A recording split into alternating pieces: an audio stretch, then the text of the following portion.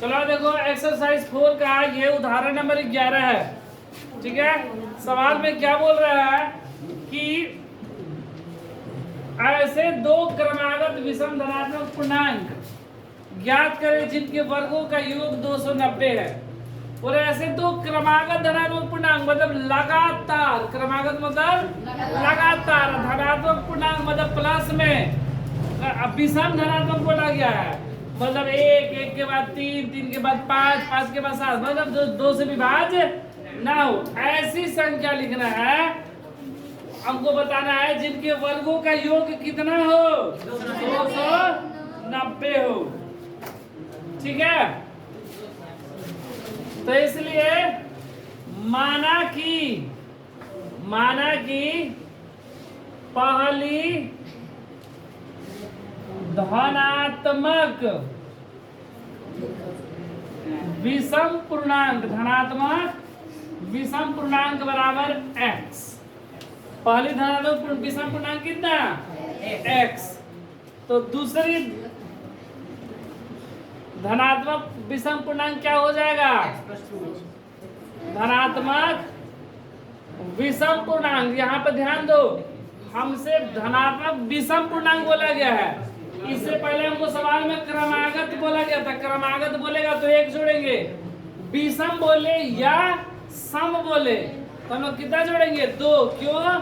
क्योंकि तीन एक विषम पूर्णांक है और तीन के बाद अगर दूसरा पूर्णांक पूछे तो पांच होगा। कब होगा, जब तीन में हम लोग दो जोड़ेंगे तो पांच। तो उसी तरह x है तो x में कितना जोड़ेंगे, दो जोड़ेंगे, x प्लस 2। प्रश्न से क्या बोल रहा है कि जिनके वर्गों का योग 290 है, एक x है और एक x प्लस 2 है, इनके वर्गों का योग मतलब जोड़ दिए, स्क्वायर भी कर दिए, कितना 290। इसको हल करेंगे, देखो x स्क्वायर ये प्लस बी का whole square, A square plus 2ab plus B square बराबर 290। एक्स स्क्वायर प्लस दो दूना प्लस दो दूना बराबर 200, प्लस का 290 इधर आएगा तो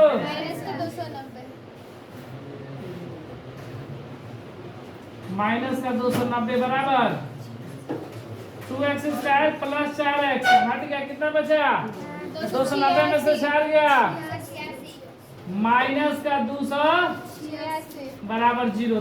तीनों में दो कॉमन ना, x square plus 2x minus 2 एकम 2, 4 दूनी 3 बराबर 0। एक्स स्क्वायर प्लस 2x बराबर 0 बटावे 2, 143 बराबर 0। यहाँ पर सवाल में ऐसा कुछ नहीं बोला गया है कि आप गुणनखंड विधि से हल कीजिए या पूर्ण वर्ग विधि से हल कीजिए या द्विघात सूत्र से हल कीजिए। ऐसा सवाल में कहीं कुछ नहीं लिखा गया है, इसलिए जैसे हमारी इच्छा वैसे हल कर सकते हैं। गुणनखंड मन करे गुणनखंड करे, पूर्ण वर्ग विधि मन करे पूर्ण वर्ग या द्विघात सूत्र से। तो कैसे हल कर दिया जाए, आए गुणनखंड, चलो गुणनखंड ही कर दे रहे हैं।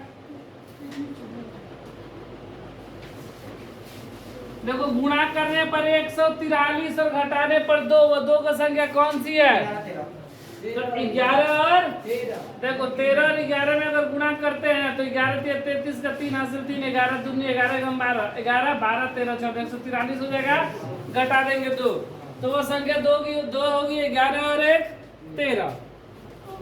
तो देखो एक्स स्क्वायर हमको प्लस में 2 चाहिए, इसलिए 13x प्लस में लिखेंगे और 11x माइनस में घटा देंगे 2x, माइनस का 143 बराबर 0। इन दोनों में से x कॉमन, x प्लस 13, इन दोनों में से माइनस 11 कॉमन, x प्लस 13 बराबर 0। ठीक है, हो गया एक x प्लस 13 और एक हो गया x माइनस 11 बराबर 0। तो x प्लस 13 बराबर 0, एक बार x माइनस 11 बराबर 0, x बराबर माइनस 13 और x बराबर 11। मतलब x का मेरा 2 को माना है कि 11 और 1 माइनस का 13। लेकिन सवाल में क्या बोला गया है, दो क्रमागत विषम धनात्मक पूर्णांक, ये दो तो पूर्णांक है, लेकिन एक धनात्मक है और एक ऋणात्मक, लेकिन हमसे धनात्मक पूछा है, इसलिए हम लोग क्या सीख लेंगे, प्लस वाला 11। इसलिए पहली धनात्मक पूर्णांक, पहली धनात्मक पूर्णांक मेरा क्या हो जाएगा, x मतलब 11, और दूसरी धनात्मक पूर्णांक